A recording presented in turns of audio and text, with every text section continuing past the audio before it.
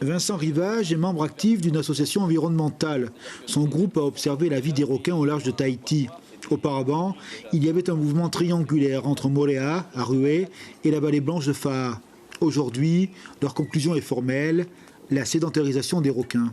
En cause, disent ces militants, le fait de nourrir les poissons, une pratique interdite par le Code de l'environnement. Mais l'habitude, dans certains endroits, aurait encore la peau dure.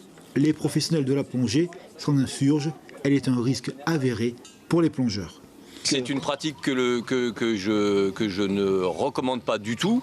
À la fois, évidemment, ça c'est plutôt au niveau du plaisir de l'observation parce que ça va modifier complètement le comportement. Donc ça va gâcher l'observation, enfin en tout cas le plaisir que l'on a de voir des animaux sauvages dans leur environnement.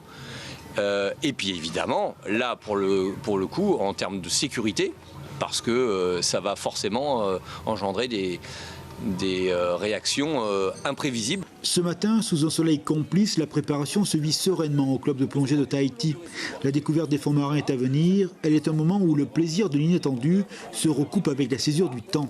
Ne rien troubler de ce que la nature offre, une philosophie aussi douce que le mouvement de l'eau.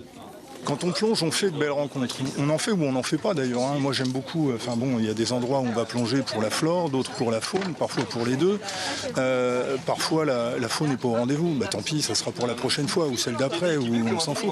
Le temps n'a plus d'importance. Voilà. Donc la surprise, c'est génial. Bien sûr, bien sûr. Et la surprise, c'est aussi l'assurance que l'on interfère le moins. Bon, on interfère de toute façon en étant sous l'eau, c'est clair, c'est pas notre univers. Mais dès lors qu'on fait une belle rencontre, c'est qu'elle doit se faire. La plongée, une pratique éthique. Le 9 juin, le tribunal de Papeete jugera une affaire de shark feeding concernant un professionnel. Les militants de la cause environnementale en attendent beaucoup. Ils demandent une coopération à tous les acteurs pour stopper cette pratique illégale. Si un club de plongée pratique le shark feeding, on va dire que c'est tous les clubs de plongée qui pratiquent le shark feeding. Donc, soit les clubs de plongée sont cohérents avec le respect de l'environnement et vont dénoncer ces genres de pratiques-là, soit dans ce cas-là, ils sont complices. Et c'est peut-être pour ça aussi le silence de certains clubs. La mer doit conserver ses mystères. C'est l'une des beautés de la plongée.